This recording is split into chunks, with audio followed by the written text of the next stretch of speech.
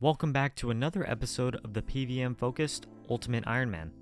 In the last episode, we unlocked one of our biggest upgrades, the Dexterous Prayer Scroll. As always, thank you so much for watching. I really appreciate it, and I hope you enjoy.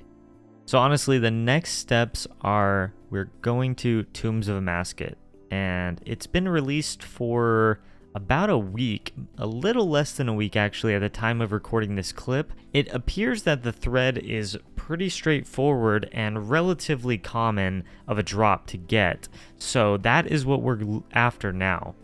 And the reason we're after the thread is because the thread actually allows you to increase the storage of your rune pouch, which is a critical item in general for Ultimate Ironman, but the reason why the fourth spot is critical for me is because now is my time to go back to Inferno. But lastly, in order to do the Tombs of a Mascot, we actually have to do Beneath Cursed Sands, which I don't even know when this came out.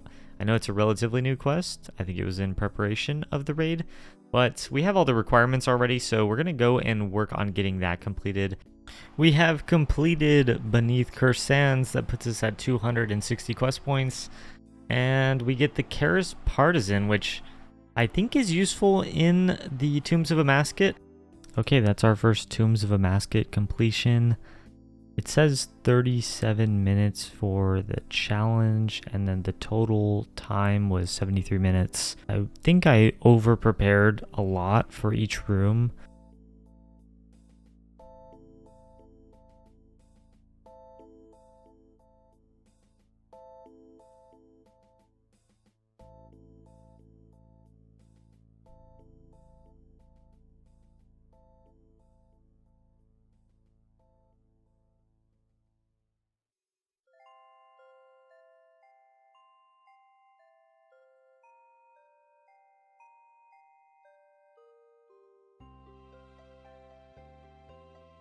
So far, my thoughts on the Tombs of a Mascot is that it is definitely great content. It is amazing visually, and the fights all actually feel really good. There's nothing really weird or cheesy about them or anything like that. I think the one part about this room that I've never figured out yet is what do I do with the scarab swarms once I've got rid of the bigger scarabs? It kind of sucks I can never two-cycle this seal. I don't know if it's like I'm just short on the mining level or something. Probably have to go train some mining, and I don't know if I want to do that. Oh, we actually two-cycled that one this time. Okay, we have done quite a few entry modes now, and I've got the hang of the raid overall, so we're going to try a 150. I've adjusted some of the invocations. I got some advice from some other people in the CC, and just added a couple of different ones. And I think overall, they look pretty straightforward.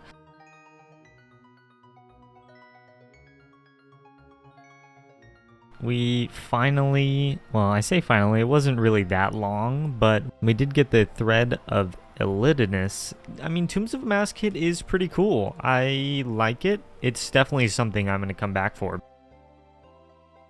So real quick, the reason why we were doing this in the first place is that we got the Thread of Elidinus, something like that. And this is important for the Inferno in particular, because I think for most things, having 4 rune spaces is really just a little bit of a quality of life, but it isn't a big deal. But I think for something like the Inferno, it is a very specific importance because that extra brew or restore that you get is crucial. And if we look at our log, we did 14 entries and 5 normals, and these were all solo. So if I pull up the loot from the loot tracker, this is from 19KC, and as you can see, it's 6.2 mil. That's actually really good. Dragon darts are worth a significant chunk.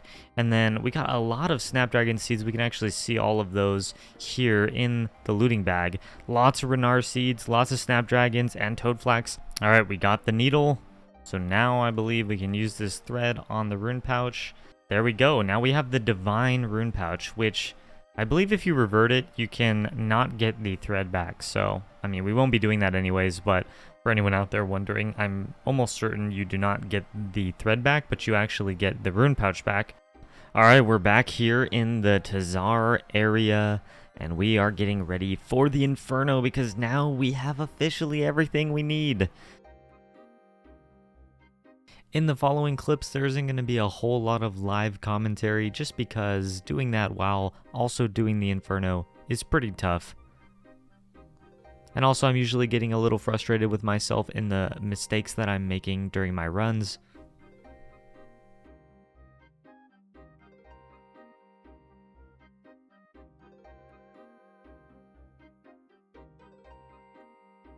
Alright, we just died on wave 46, wave 45, I guess? Yeah, I think it's 45. Yeah, we died just because I messed up 2-tick blob mage flicking and just got hit a 50 and just straight up died. I don't know, overall, for a couple of hours of practice, I feel like I'm making progress. Man, I am not understanding this 2-tick blob flick method, and it's really dangerous with the mages because I can die instantly. So I tried 1-ticking to like really be safe.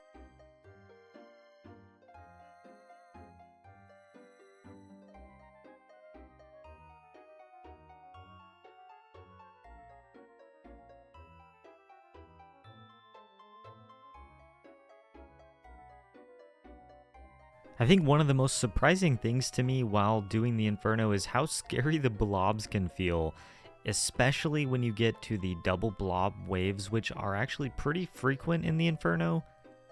It's something about seeing 2 blobs attacking you at the same time while either a ranger or a major is hitting you, and I usually just freeze up and I'm trying really hard to think about how can I split things up.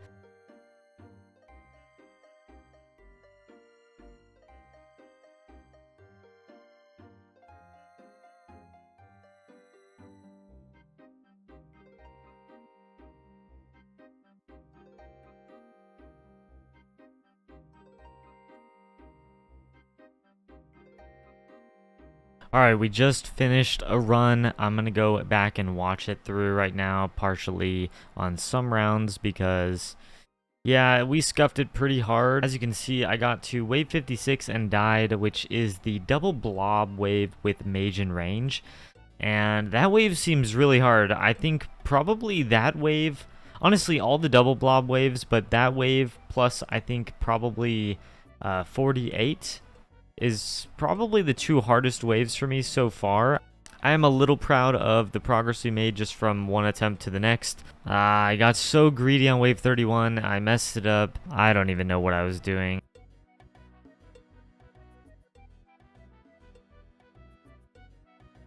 Using the 1-tick flick method for majors and rangers with a blob is really nice, but also it can occasionally cause a lot of problems when you're trying to move around and do other things at the same time as avoiding all the damage, and as you can see in this clip, that's what really caused me to die.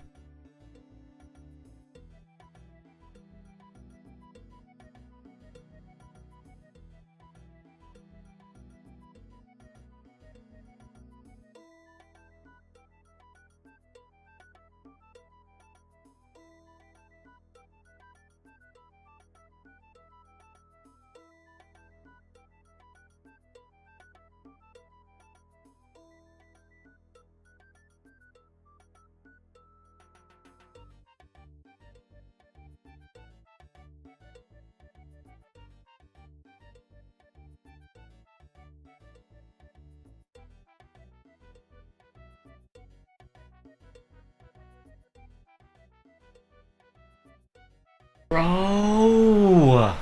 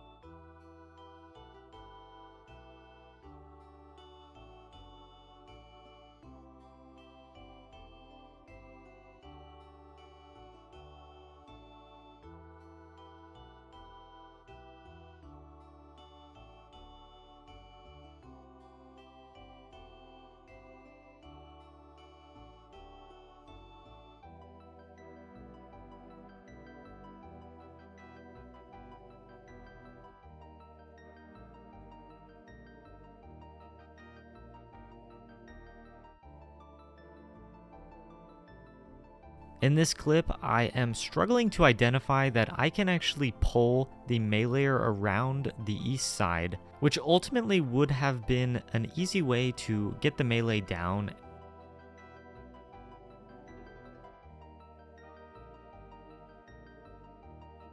And also, I repeat the same mistake of not really identifying where I can be in relation to the melee. So you can see that I'm basically just going back around the pillar to protect myself from the mage and re-luring the melee to the north instead of just standing on a corner safe spot tile that I could use to trap the melee against the west side of the pillar.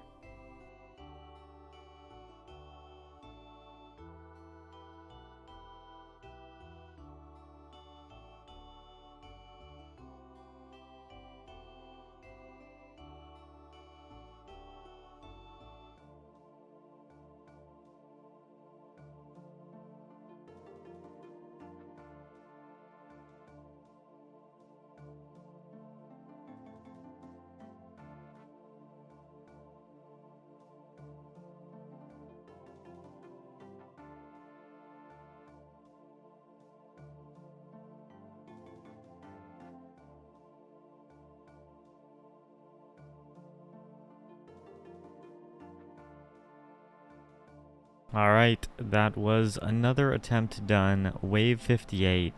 I didn't even know what to do on that wave. I was getting hit by the mage range and melee basically at the same time, and I could not identify a safe spot. I think we are going to take a break from the Inferno, and I'm going to come back to this at some point, but I don't know. I just don't know if I am ready for this. I think maybe I need to practice some other PVM and whatnot going into this first. I think my gear and everything is good. I might want to switch this out for the range cape when I get to 99 range, which will be pretty soon.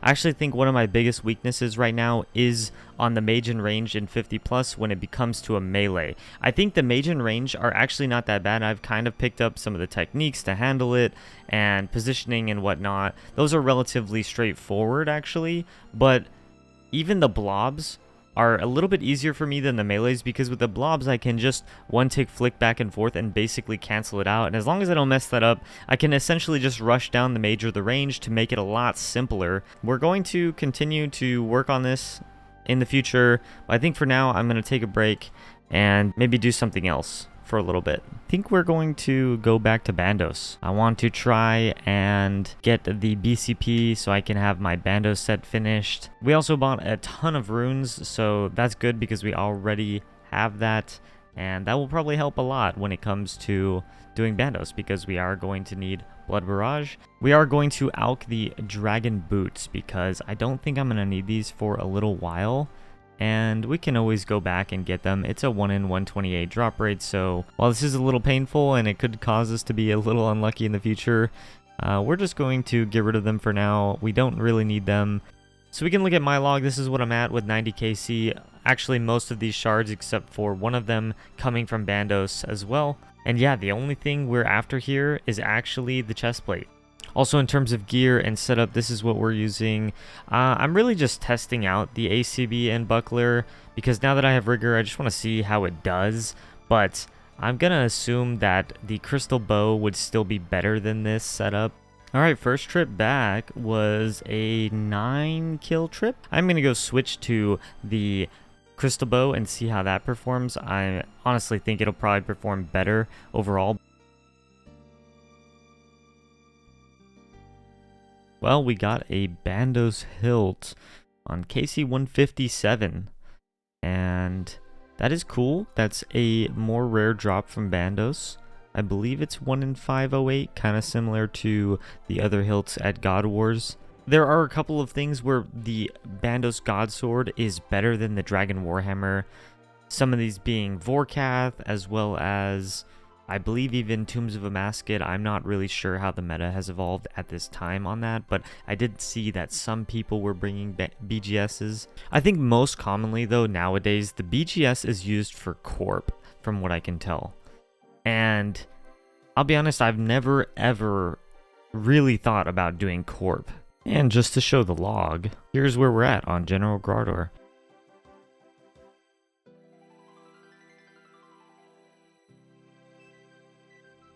Wow. We just got a shield left half from Bandos? That is a shield left half drop from Bandos. I don't know how rare that is. I don't know, but that's a decent alch, so, you know, we'll take it.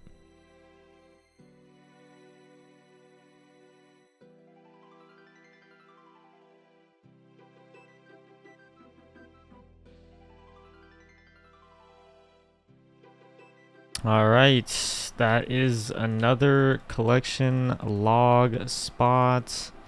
We have everything now except for the BCP.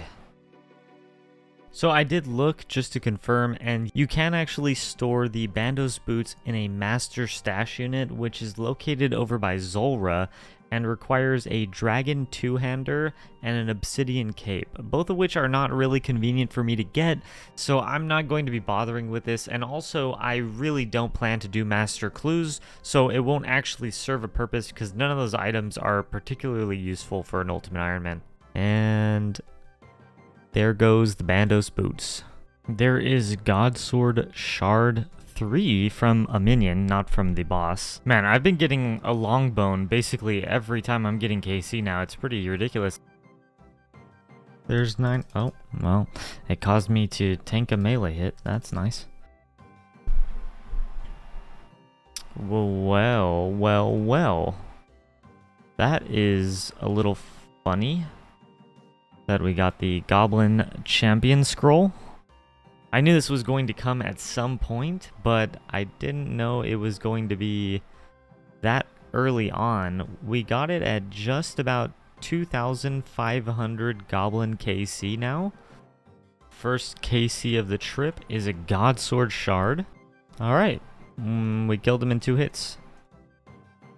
Well done, you defeated the Goblin Champion, 128 Slayer experience at 128 hit points experience. So we actually have 3 of them now, it looks like. I don't actually even know what... Oh. So we've completed the Imp, the Goblin, and the Giant Champion. So we're still missing quite a few, but maybe we'll get those over time. Alright, there's Godsword Shard 3. That is the 3rd one on the account. There is another Godsword Shard 3 from the actual Bandos boss at 356 KC. So I think that is a duplicate of the last one we got, which was also, I'm pretty sure, a Godsword Shard 3. Oh my... What? Oh my goodness. Oh, it's done. That's actually crazy. I don't even have words. I don't even know what to say. My plan was actually to stop at 400 KC and just call it there. That's the entire Bandos log completed in 371 KC, excluding the pet, of course, because, to be honest, I just don't consider pets in the calculation for whether or not a log is completed. If we take a look at the General Grardar log, there it is. It is essentially completed, and we got one of each piece at 371 KC, which, funnily enough, again, the drop rate, as I've probably mentioned earlier, for a specific piece between the boots, the tassets, and the chest plate is 1 in 381. So technically, if we were perfectly on the rate, we would get all 3 of these items at 1 in 381, and we got it at 371, which is pretty funny. These are exciting times, though. The account is coming along quite nicely, and I am stoked for the future.